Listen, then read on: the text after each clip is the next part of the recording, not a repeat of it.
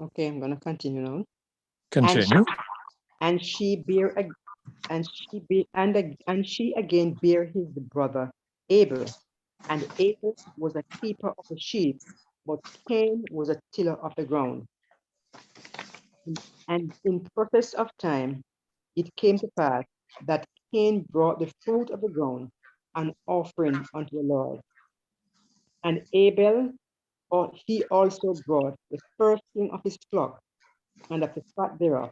And the Lord had respect unto Abel and to his offering. But unto Cain and to his offering he had not respect. And Cain was very wroth, and his countenance fell. And the Lord said unto Cain, why art thou wroth? And why is thy countenance fallen? If thou doest well, shalt thou not be accepted?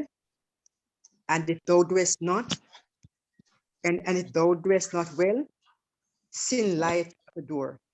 Sister And Marcia, why did yes, he say sin lieth at the door? because he did not do what is accepted of the Lord. Now, what was he talking about sin? What is the door that he's talking about? Obedience. Well, remember, go to the sanctuary service. Remember, when you came to the sanctuary, you were supposed to bring your what offering? Your sin Your, offering to the door. right. Who met you at the door? The priest. Okay. So Christ is telling Cain, I know you came to the door, but because of your attitude and your disobedience, I will not accept your what? Offering. I will not accept it. Because you know, Cain, and I know you want me to sweep your what? Issues under the what?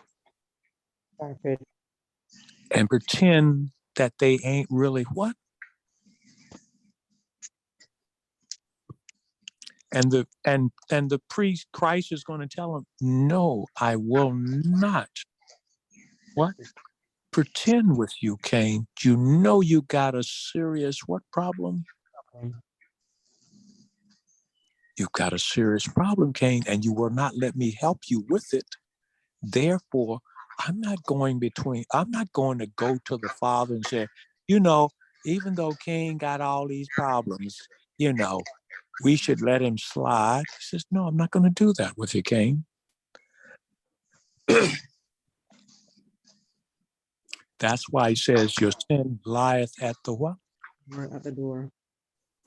In essence, the only way it was supposed to get in there is that the priest had to take it. Cain couldn't go in there himself, right? No, he couldn't go in there. Thank you. So the tithe is not going to be accepted by God unless we have allowed him to be doing what with sin in our lives? Remove sin out of our life. God says, when you're allowing me to eradicate sin in your life, then I will accept what you're bringing as a faithful offering of faithful tithe. All right. Okay.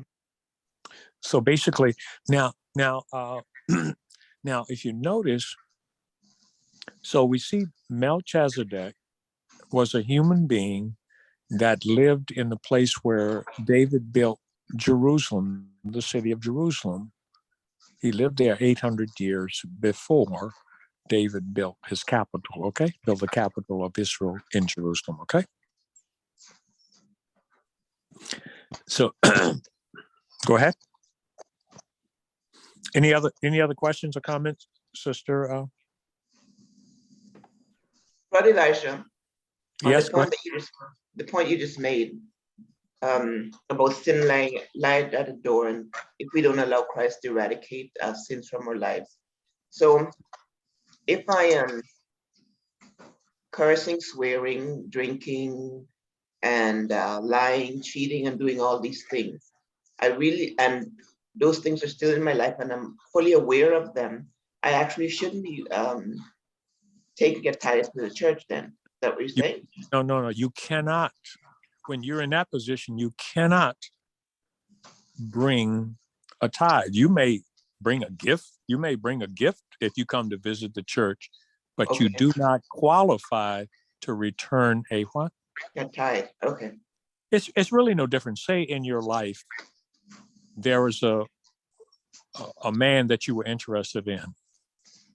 If the man is still cursing, hollering, drinking, dancing, playing loud music, then you as a Christian woman knows you can know that he's not even in the ballpark for you to even consider him as a what? As a husband. Yeah. I mean, it was like I remember when after Barbara died back in 2007, I was at this place and this lady came up to me. I hadn't known her before Barbara died. Then when she heard that my wife had died, she came up to me and she was interested in me, but she was into Eastern mysticism. She was a nice lady. I mean, she was sincere and she told me she would make me a good wife and this and that. But I could not even consider her in that what?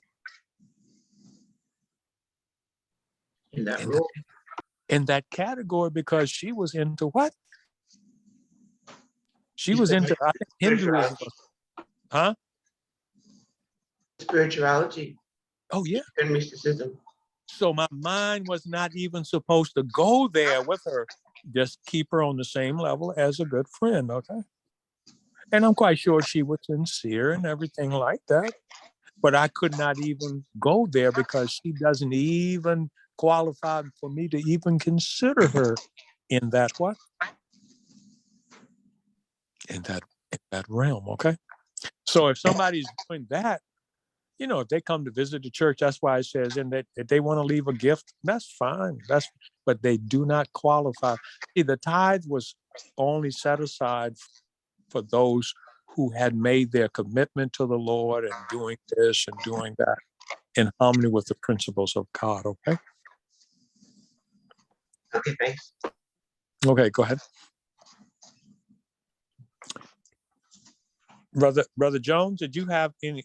You remember we were talking before. Did you have any issues about the storehouse that you had to deal with?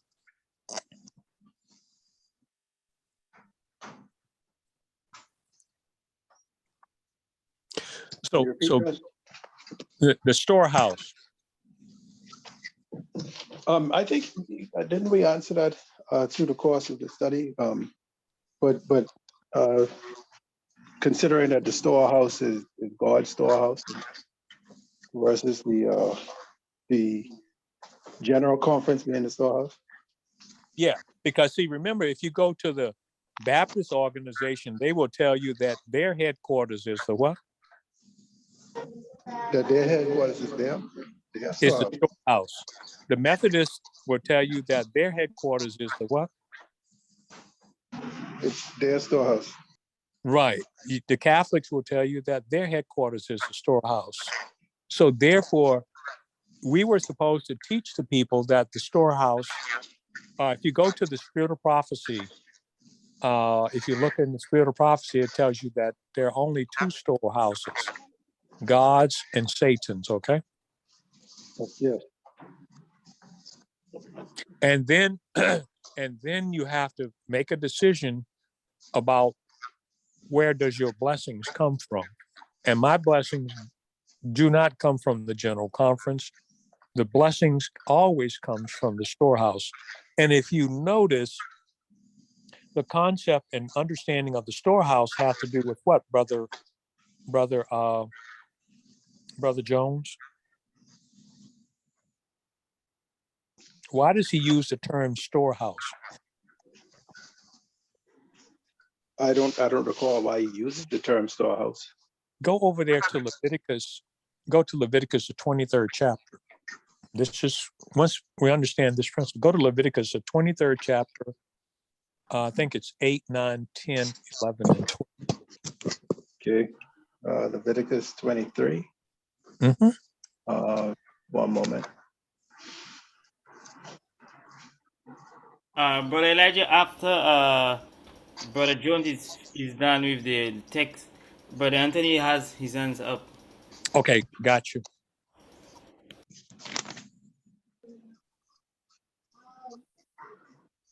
Okay. So, and you said 8, 9, and 10?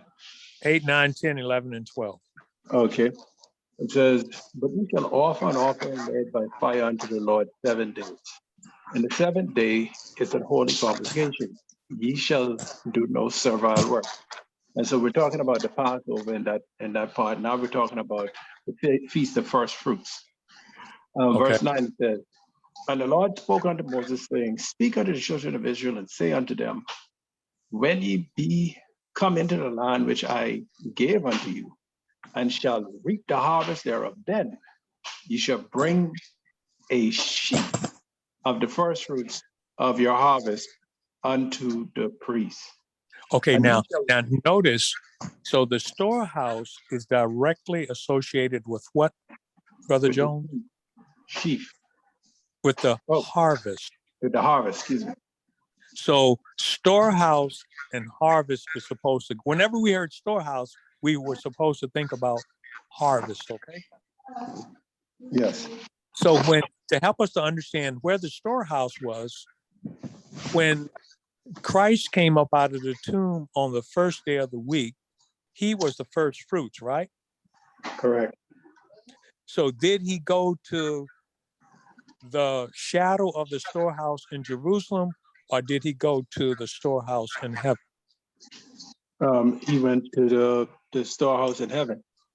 And he went up there to let the keepers of the storehouse examine him, because remember, you cannot put diseased or infected grain in the what? In the storehouse. Because now he was going to bring later on more wave sheets to the what? In the storehouse. To the storehouse. Did he take those that were resurrected with him to the temple in Jerusalem, or did he take it to the New Jerusalem storehouse? He took them to the New Jerusalem storehouse. Now, what was the purpose of taking and putting the grain in the storehouse, Brother Jones? The storehouse is there for when there's need. That could be, those blessings could be distributed. And now remember, you have one or two concepts. That was Joseph needed to distribute it from the storehouse. That's correct. And then another purpose, when you store the grain in the storehouse, when it comes planting season again, Yes, there's more grain. What do you do with that grain? You take that grain and you use it to sow. Oh, so therefore we're going to be, remember there's a harvest. Go to Revelation, the 14th chapter, the last 4 verses in Revelation, the 14th chapter. Okay, so Revelation 14. The last 4 verses in that chapter. Okay.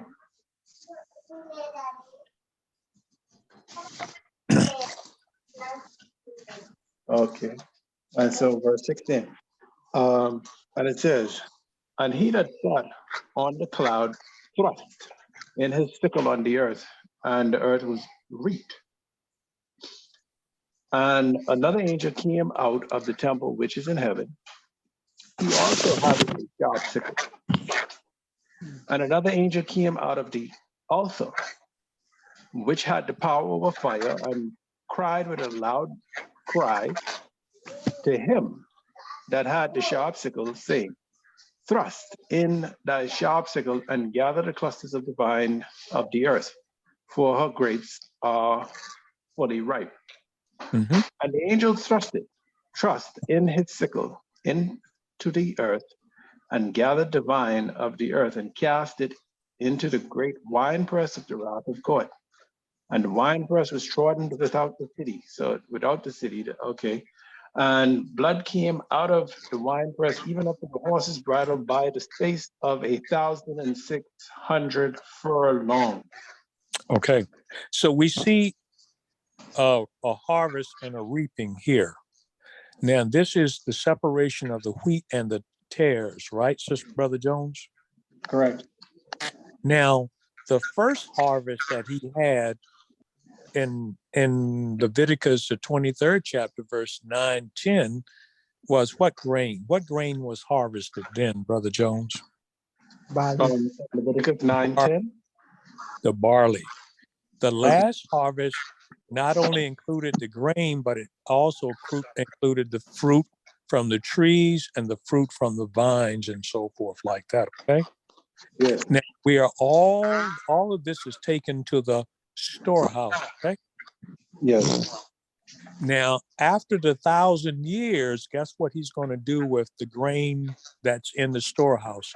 He's going to come back to the garden, this earth. He's going to clear up all the rocks and the brushes and the weeds and everything in this earth. And then he's going to do what with that grain that he has stored in the storehouse, Brother Jones? He's going to sow it back into the earth.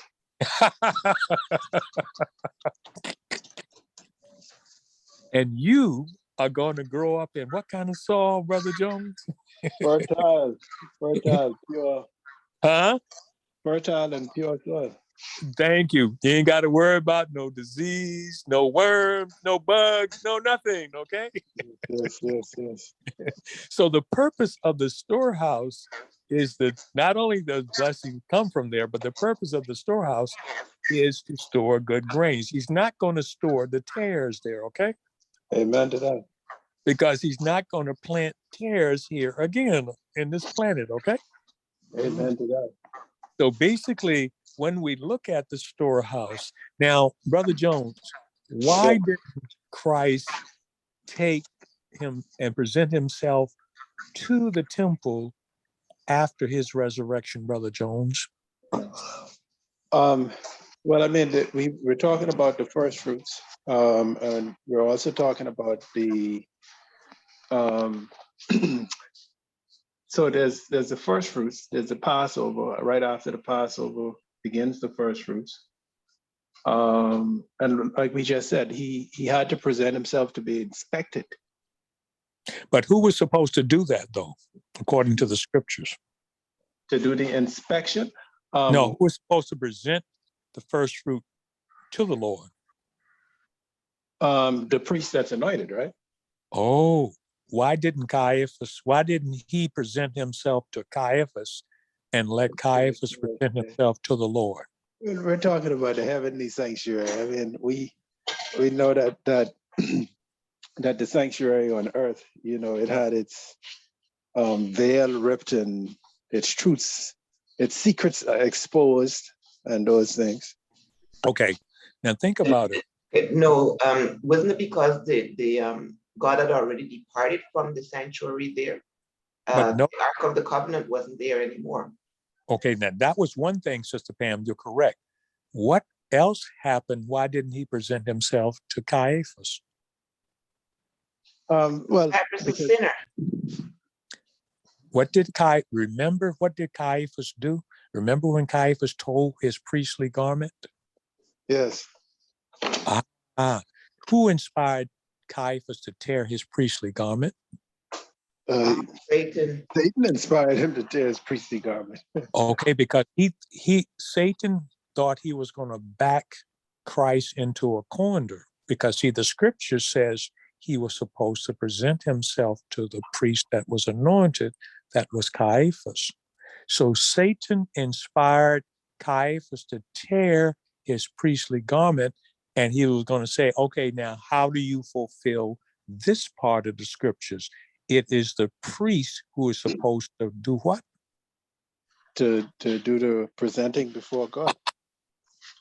But then he says, if you present yourself to Caiaphas, after he's torn the priestly garments, then the whole plan of salvation fails. Is that not true? But see, but God think God's movements are higher than man's, even higher than Satan. So he thought he was going to put him in checkmate. Okay, how are you going to figure this out? Then the next thing, Caiaphas was supposed to present himself the week Christ to the Lord, okay?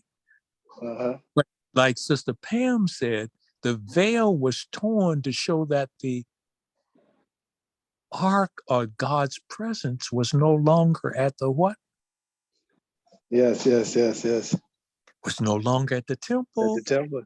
But see, that's the thing. Satan is playing, he's playing chess, looking for a checkmate, and the father is letting him know, right now you're in the game of life and you're the scapegoat. Now notice, so every time he did something, remember now, whose plan was it to nail him to the cross? Satan. Because according to the Curse on plan, it.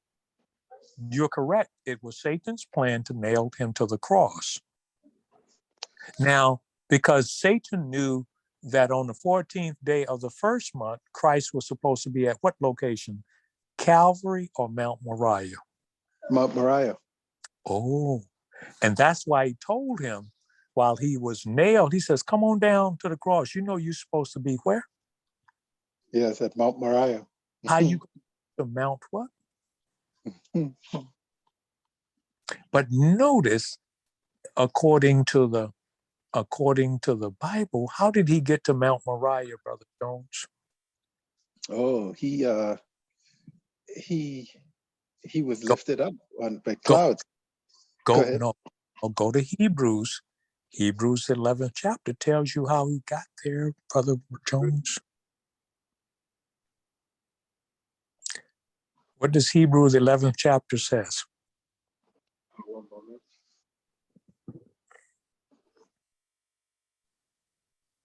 It says now faith. 11. What, any particular verse or just begin? Just the first verse. So Christ, even though he was nailed to the cross, he made it to Mount Moriah by what? By faith. Faith is the substance of things hoped for, the evidence of things not seen. And without faith, it is impossible to what? Please go ahead. Please God. So Christ made it there by what? Faith. And the reason why we know he made it there, that's why later on, Satan inspired them to come back and break whose legs? Christ's legs. And remember, the Holy Spirit restrained them from breaking whose legs? Christ's legs. Because they had a broke Christ's leg, that would have been an indication that he was not the Passover, because none of the bones of the Passover was supposed to be what? Was supposed to be broken. Yes. So that's why he wanted to break Christ's legs, to say he wasn't the Passover. He didn't make it. Yes. Now remember, Brother Jones, after he was in Joseph's tomb, Satan knew that he was supposed to come out of the tomb on what day? On the first of the week, right? Yes, the first day of the week, yes. Now, how many soldiers did Satan station around the tomb? Two. Were. Well, let's go find out. Does Okay. anyone have the book Desire of Ages? I can pull it up right now. Oh, pull up Desire of Ages. Okay. The chapter is called In Joseph's Tomb. Okay, hold on, Brother Elijah. Brother Anthony, do you still want to ask the question? Oh, yeah, we'll get to you, Brother Anthony. Okay. Do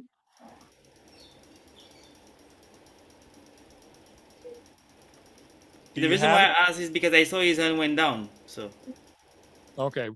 yeah.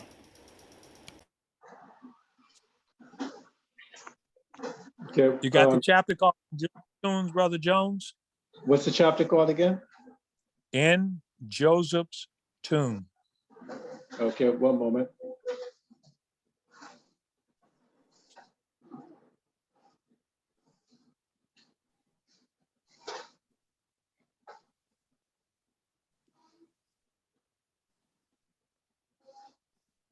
In Joseph's tomb.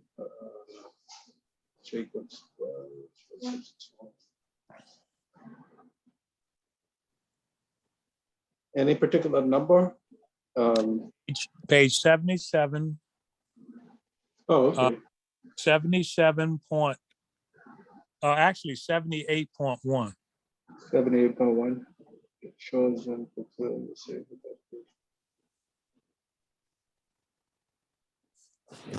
Oh, one moment. Get too far.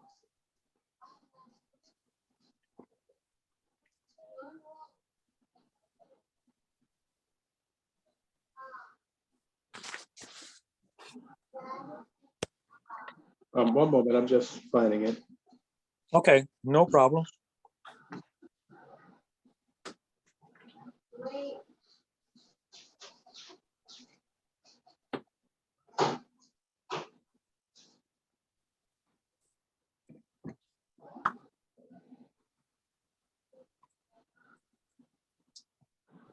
You said 77.1. 77.1. All right. The Passover was followed by the 7 days of the Feast of No, Unleavened Bread. 780, 778.1. Okay. Okay. 778.1. All right. 778. Okay. Chapter 80.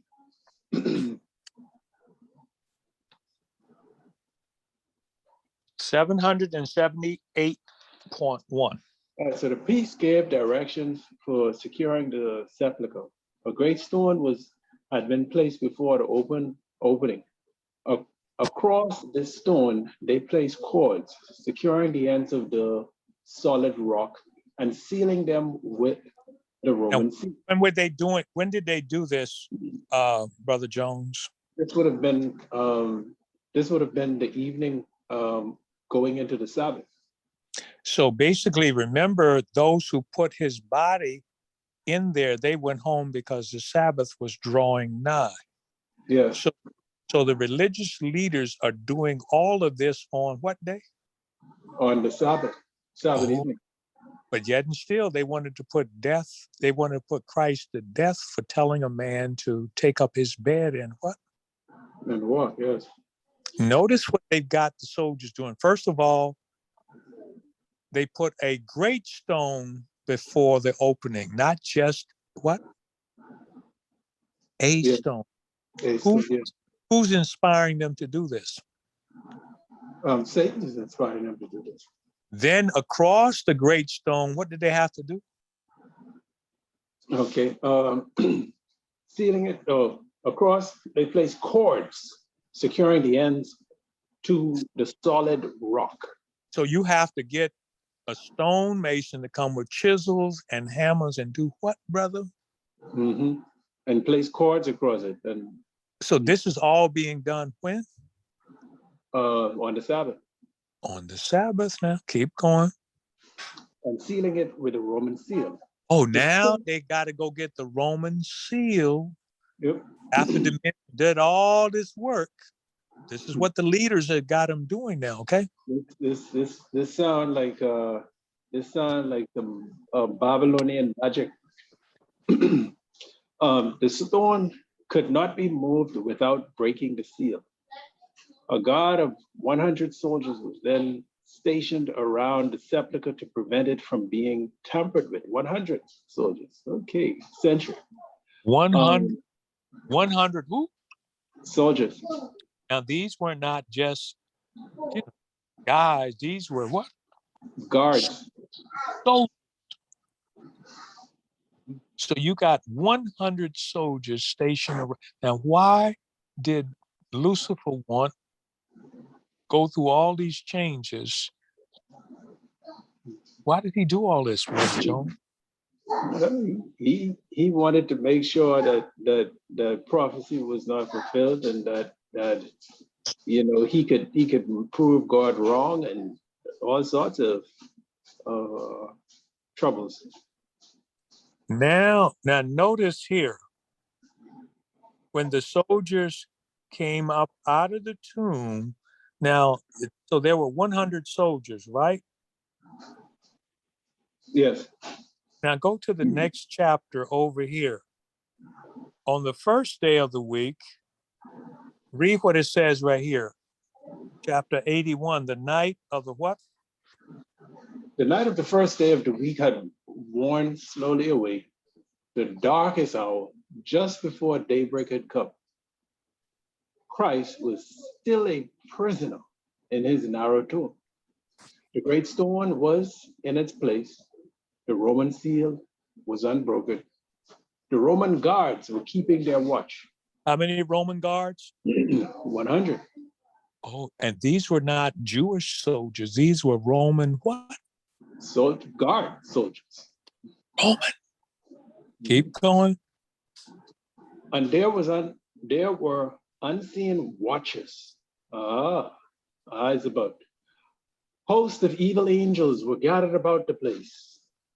Had it been possible, the Prince of Darkness with his apostate army would have kept forever sealed the tomb that held the Son of God. But a heavenly host surrounded the sepulchre. Angels that excel in strength were guarding the tomb and waiting to welcome the Prince of Life. Keep going. And behold, there was a great earthquake. For the angel of the Lord descended from heaven, clothed with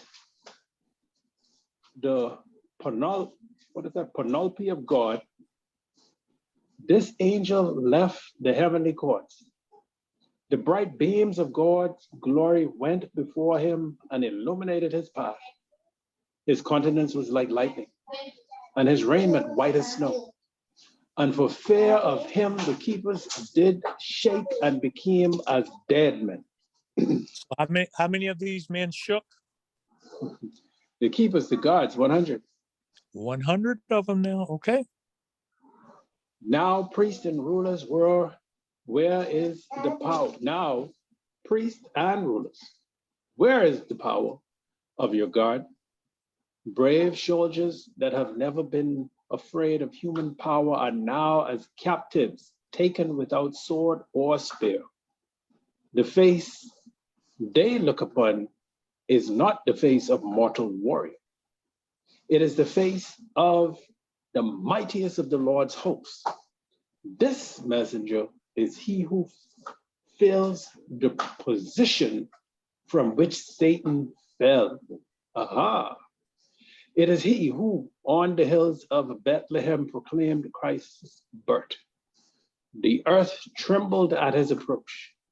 The host of darkness flee. And as he rolls away the stone, heaven seems to come down to the earth. The soldiers see him removing the stone as he would a pebble and hear him cry, Son of God. How many witnesses do you have to this?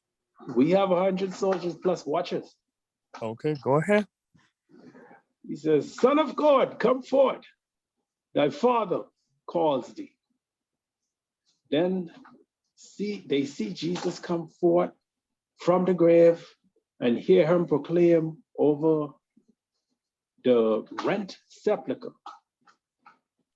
I am resurrected. I am the resurrection and the life. As he comes forth in majesty and glory, the angel hosts bow low in adoration before the Redeemer and welcome him with songs of praise. Keep going. An earthquake marked the hour when Christ laid down his life, and another earthquake witnessed the moment when he took it up in triumph. He who had vanquished death and the grave came forth from the tomb with the thread of a conquer amid the reeling of the earth, the flashing of lightning and the roaring of thunder. When he shall come to the earth again, he will shake not the earth only, but also heaven. The earth shall reel to and fro like a drunkard, and shall be removed like a cottage. The heavens shall be rolled together as a scroll, the elements shall melt with fervent heat, the earth also and the works that are therein shall be burnt up. But the Lord will be the hope of his people and the strength of the children of Israel.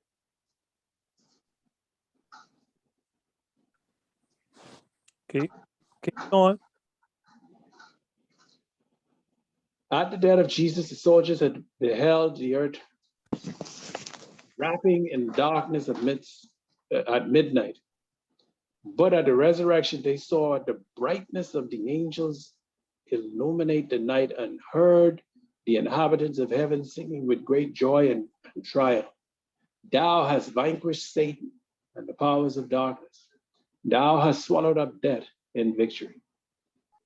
Christ came forth from the tomb, glorified, and the Roman guard beheld him.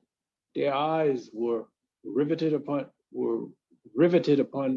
the face of him whom they had so recently mocked and derided.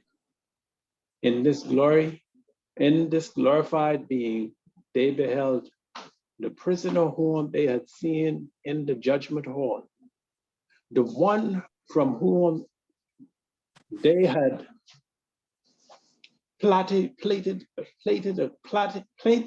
a crown of thorns.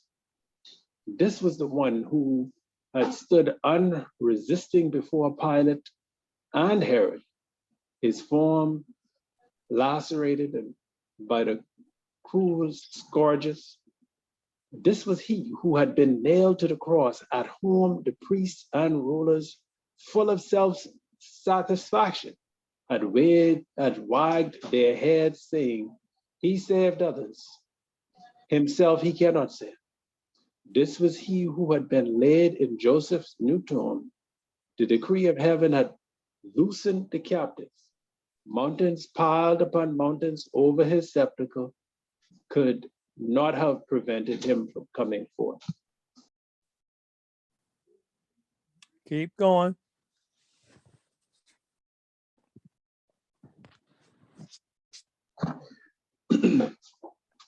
Keep reading, Jones. At sight of the angels and the glorified Savior, the Roman guard had fainted and become as dead men. When the heavenly train was hidden from their view, they arose to their feet, and as quickly as their trembling limbs could carry them, made their way to the gate of the garden. How many soldiers are making their way, brother? 100 century. 100 folks now, okay. Staggering like drunken men, they hurried on to the city, telling those whom they meet the wonderful news. They were making their way to Pilate, but their report had been carried to the Jewish authorities, and the chief priests and rulers sent for them to be brought first into their presence. Interesting. Now, how many soldiers were brought into the chief priest presence? 100. 100, okay. On the Sabbath. On the first day, excuse me. A strange appearance, those soldiers presented. Their faces colorless. They bore testimony of the resurrection of Christ. The soldiers told all just as they had seen it. They had not had time to think or speak anything but the truth. With painful utterance, they said, it was the Son of God who was crucified. We have heard an angel proclaiming him as the majesty of heaven, the King of glory. The faces of the priests were as those of the dead. Caiaphas tried to speak, his lips moved, but they uttered no sound. The soldiers were about to leave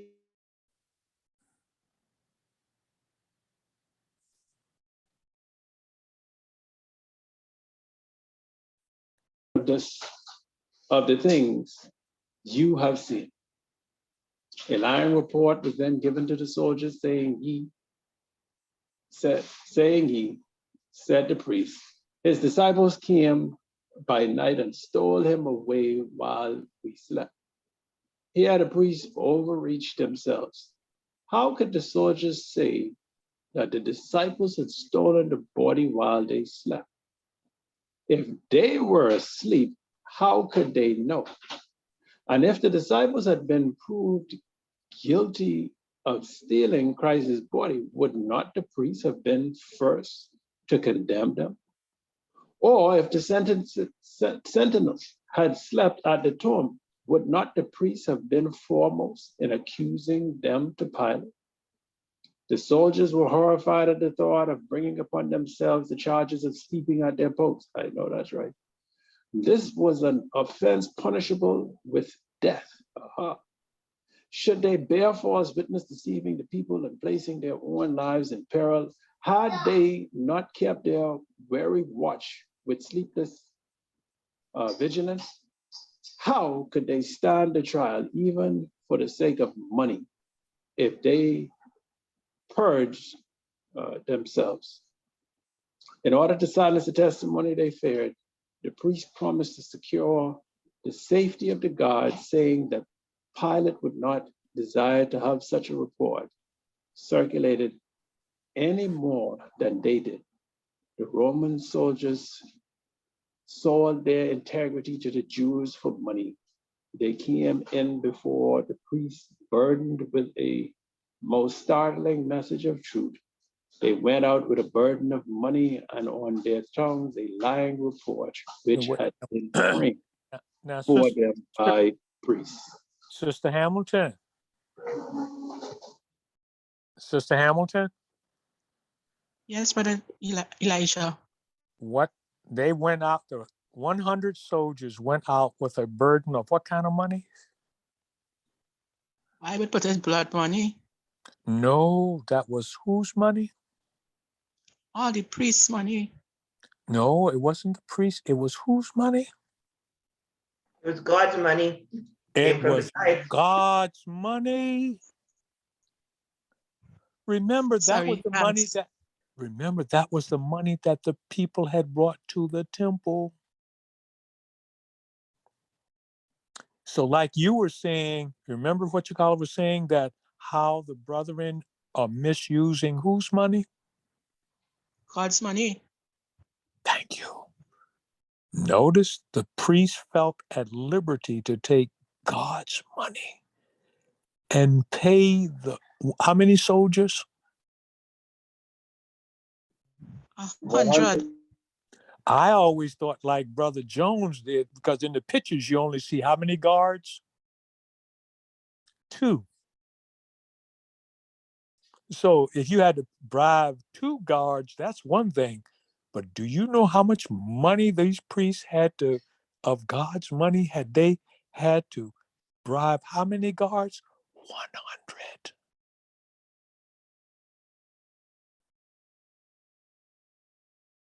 And it says these same religious leaders would not even help a widow because the money was too sacred. They couldn't use God's money to do this or do that, okay? But yet and still, they felt they had the right to take God's money and bribe 100 soldiers. Remember, it says they were weighted down with money, okay? It wasn't a small piece of change that they gave to these Roman soldiers, okay? And then they had to give 100 of them, okay? So I wanted you to see, and this answered that what we're seeing now, how the brethren are misusing God's money today. The brethren were misusing what?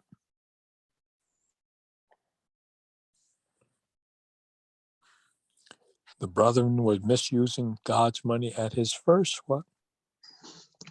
At his first resurrection, they'll do it at the second. No.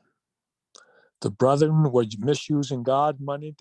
We're buying big houses, big cars. And guess what?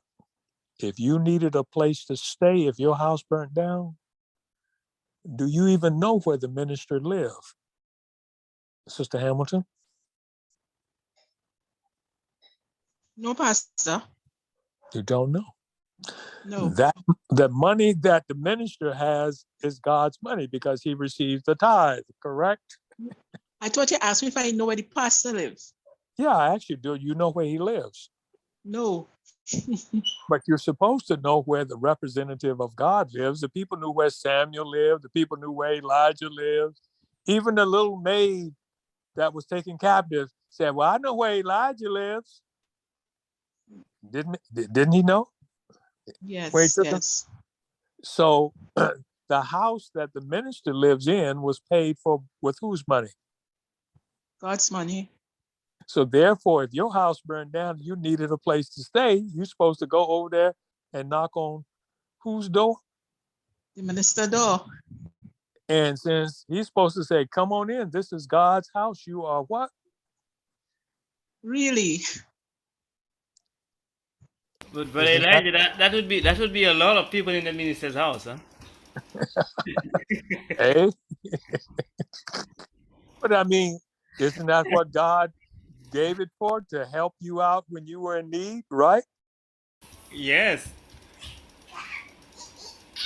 Yes, yes. It's just showing you the responsibility of a minister, of how it's been taken lightly now. Taken very lightly, okay? So that's what I wanted us to, and that's why I had Brother Jones read this all the way through so you could see, because remember, Sister Marcia, remember you were saying how you've seen the brethren misuse God's money, right? Sure. And I wanted to let you see how they were misusing it, even when he was here, the what? On earth. And remember, they went to Christ to get what from him? You didn't pay the temple what? Tax, okay. They were on him like white on rice to get to pay the temple tax. And here these same men would turn around and use God's money to do what? For bribery.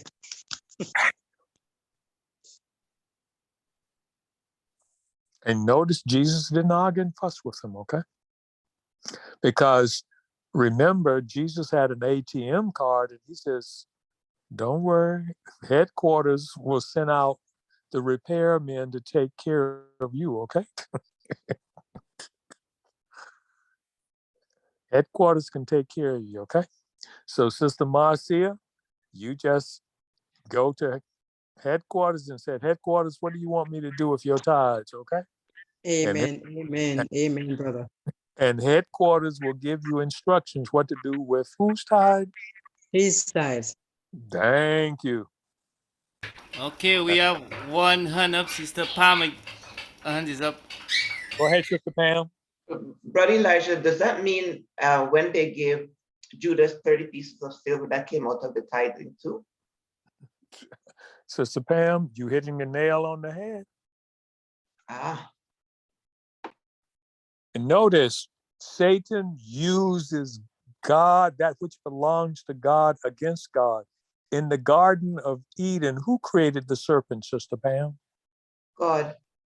So Satan used God's creation against who? Against God. This is how, and God is saying, and God is trying to put it before us by saying, look, if Satan will use my creation against me, he has no respect for me. How do you believe because you choose to serve him, he has respect for who? For me, for you. Wow. For you. Don't you understand? He said, don't you understand that when he gets through using you, he will destroy what? Destroy you.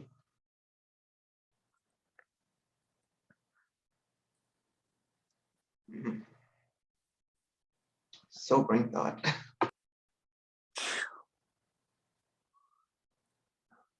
Notice in the situation that's going on here in America with Donald Trump, anyone that refused to allow Donald Trump to use them, he did what? He wanted to destroy them. I remember reading Jeff Sessions. You remember hearing about Jeff Sessions? His attorney general. The man would do anything that Donald Trump said do. When the man did what he knew he was supposed to do, recuse him, Donald got rid of him. And even when the man went back to Alabama and was going to run for an office, Donald even told the people, don't even vote for him way back in Alabama, okay? And Donald has no respect for anyone who does not yield totally to Donald. And then even, I remember in the hearings, I don't know whether or not you heard them, it says that the man that's being pointed out as the whole mastermind behind this thing, he's a lawyer and a professor called Eastman. It says that the lawyer knew he was going to be in trouble and asked Donald Trump to give him a pardon. So when all this stuff hit the fire, they couldn't prosecute him. And it says Donald Trump refused to give him a what? A pardon. So now this man is going to look at going to jail. He's looking at all kinds of issues. But if Donald had gave him the pardon, they couldn't have tried him for anything. Didn't give him a pardon, okay? What you call that immunity? Oh yeah. Yeah, okay. So basically, that's what God is trying to make us aware of, that we are taking lightly the enemy's attacks upon us.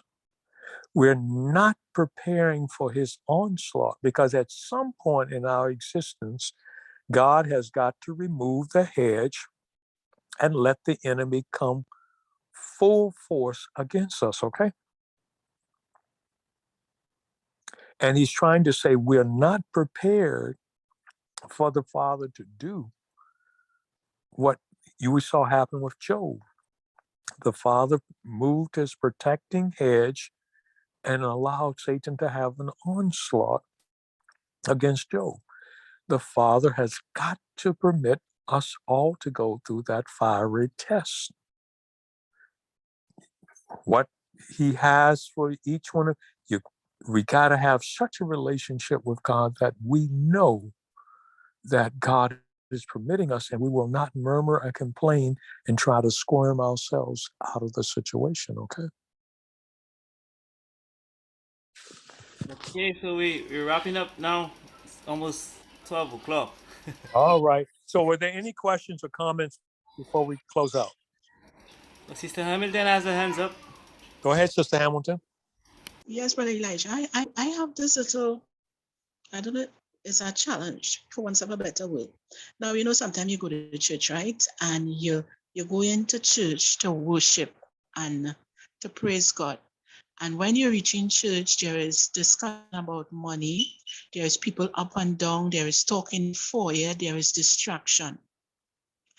And I am wondering if this is what God expects, and where can we go really? Just the worship supposed to be about God and God alone. This is my thing. It's supposed to be a holy environment where emphasis on everything is on God.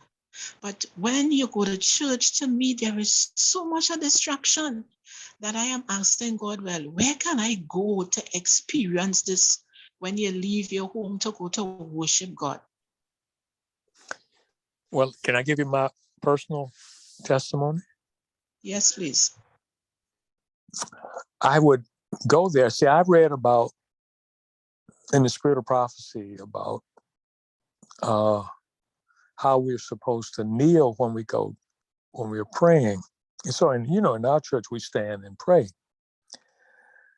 So when I read this and studied it out and saw that, whoa, in corporate worship, we're supposed to kneel, okay? Now, you're sitting around the table and something like that, that's a totally different thing. But when we come into congregational worship, the congregation is supposed to kneel. So, when they have prayer, I would kneel. And so like everybody else is standing and I would be on my knees and it would really bother me because Lord, they're standing and I'm kneeling, they're going to look at me. And then in response to that, the Spirit said to my mind, Elijah, did you come here to worship the people or did you come here to worship me? And I was like, what? He says, my dear sister, you and I've got to learn to keep a worshipful attitude regardless of what is going on. Where? In the church? In the church or what's going on. Notice he was being beat, he was being spit upon, he was being yelled at. But when they looked at him, he had a peace that passes what? All understanding. I said, how could he do this? So what he's doing to us, he's letting us see. Sister, I have been on my knees and praying, and the enemy would bring all kinds of distraction into my mind. And he says, Elijah, I have got to be able to train you that you do not allow these what? Distractions. To take your mind off of who? God. He says, I will keep you in perfect peace whose mind is what?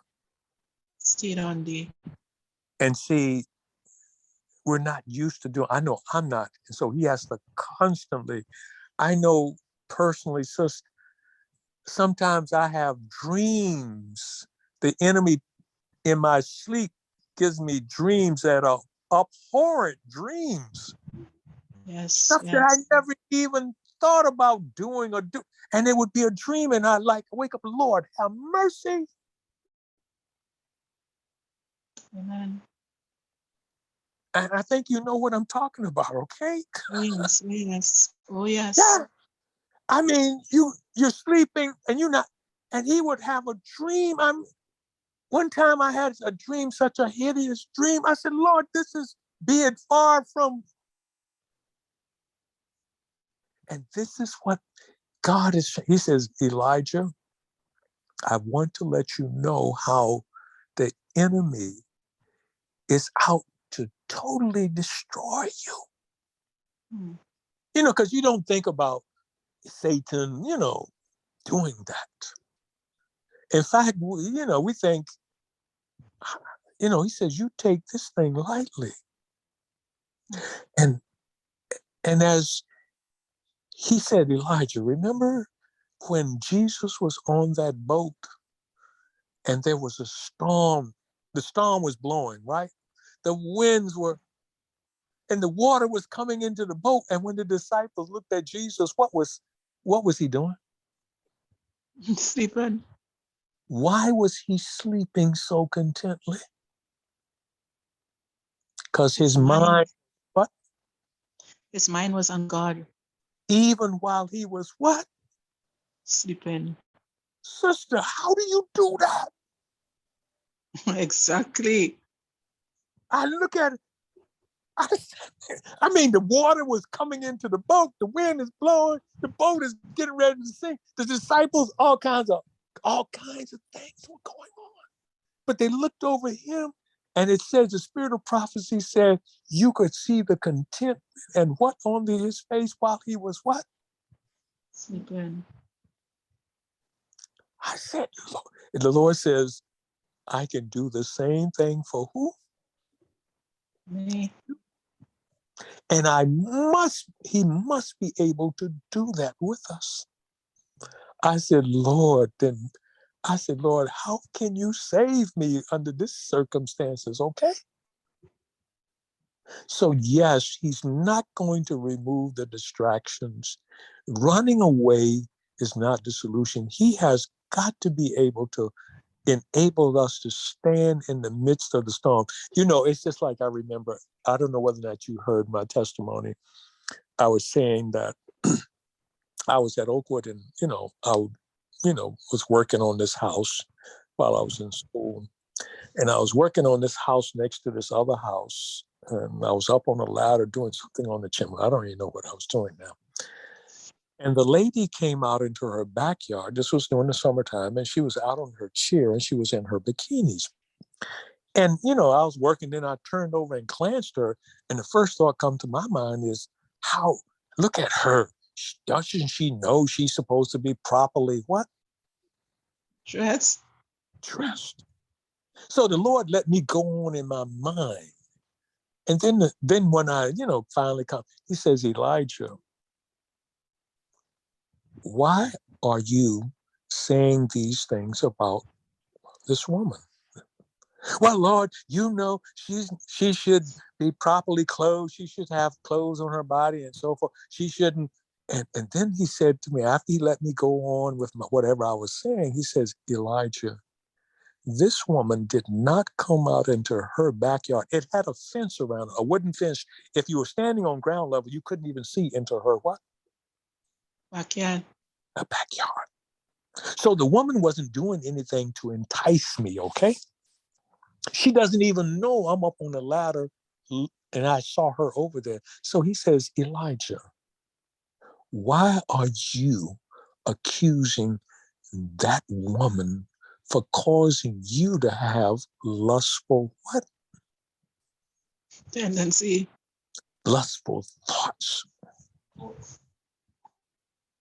And whoa, he says, she doesn't even know you're up here. But yet and still, you want to blame who? Huh. Her. Then he says, Elijah, should Jesus have been up on this ladder and he looked over there, would he have had the same thoughts that what? You had it? Yeah.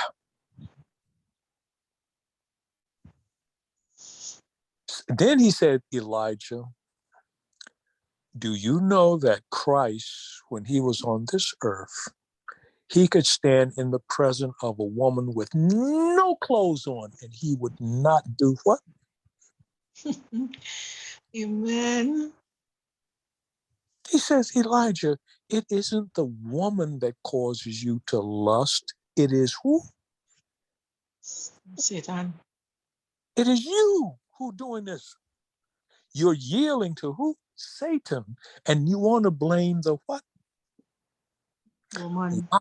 Why in the Muslim world do they want to cover up the woman and put a burqa on it? And the only thing you can see is the eyes. Because the men have a problem with what, my sister? Mine.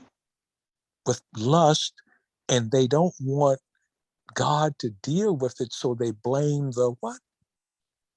Woman. The woman. So God has got to have you and I so sanctified and converted that we can stand in the midst of all of this and we not be moved, okay? Amen. Thank you. So my dear sister, you can expect that that things are going to get what? Worse, Worse. but you're going to be what? Ready with God's strength. Of course. It says that the soldiers, after they had spit on him, they had beat him, they had put the crown of thorns on him. When they looked into his eyes, he was not disturbed by what? The treatment he got. And I said, what kind? No wonder these soldiers said, this man is a godly what? And that's what I want him to get me to. I'm not there, sister, but I want him to develop in me that kind of character. Okay. Amen. All right, my sister. We're going to Thank close you. out. We're going to close out. We have one more, Brother Elijah. We have Brother Jones. Go ahead, Brother John. Oh, I just wanted to present something for maybe later this evening if possible. Okay. I got a few persons throwing Ezekiel 9 and Isaiah 66 at me. And of course, we know judgment begins at the church, all right? Um, but it starts to go off to a position where they haven't been able to show some stuff in there. The conversation is beginning to go towards the fact that what they're saying is a fact, that God is going to protect his people with a ring of fire in Jerusalem before he comes, or something like that. So I just want to, try and get ahead of that, because I haven't heard those topics before. Okay. So So, we can deal with that. Yes, I had a wonderful opportunity to deal with some dear, precious brothers who brought me this, and they truly believe this. And I had never heard it before. And I said, okay, Lord, how do I deal with this? And the Lord took us back into the scriptures and the spirit of prophecy and presented before them Ezekiel 9 and all of that and so forth. So let's deal with that, okay? I appreciate it. Thank you so much. Peace be unto you, my brother. All right. Blessings. Brother Anthony, are you still there?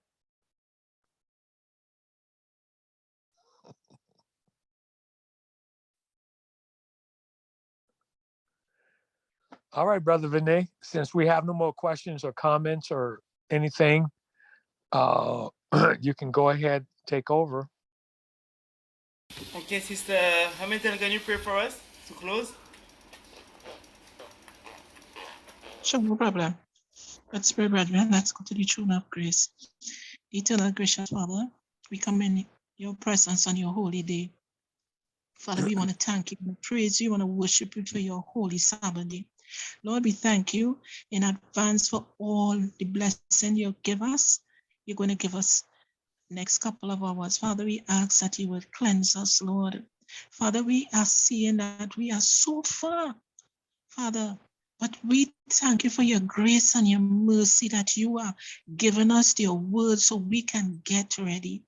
Father, help us. Lord, when I listen to the word and I look into the Bible and your spirit of prophecy, Lord, I am so far. But Lord, I thank you this evening that mercy door linger open and there is still time for us to get it right. Lord, be with each and every one on this platform. Help us, Lord, when we leave here to peel your word, not to just, listen. So many times we are guilty of just listening and not going for ourselves.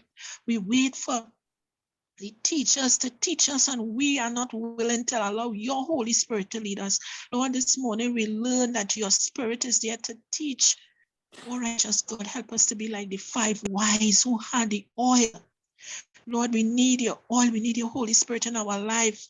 And help us to hear. You said this is the way, walk in it, and not to be rebellious, but to walk. So, Father, forgive all of us where we have failed to step up and have failed to spend time with you. And as we go forward, Lord, help us to hear your word. Help us to hear your Holy Spirit say, this is the way. And we would say, yes, Lord. Father, bless the presenter. Lay your hands upon him and enlarge his course. Father, and wherever he go, put a protection around him. Bless all of us. And Lord, if those of us here, we may never meet in this part, but help us to make a date to meet around the tree of life. Help us to be faithful so that we would look back on these times and recognize how cheap heaven is. Lord, we thank you, we praise you, and bless us now, we ask in Jesus' name. Amen. And amen. Amen and amen. Amen. Okay. We will be on Brother Elijah's line, sorry, on his FCC line at 2 o'clock. whoever is able to come. Are we singing for you today, Brother Elijah? Of course. I want to include you, Sister Dawn. Yes, Brother Elijah. Yeah. So y'all, brother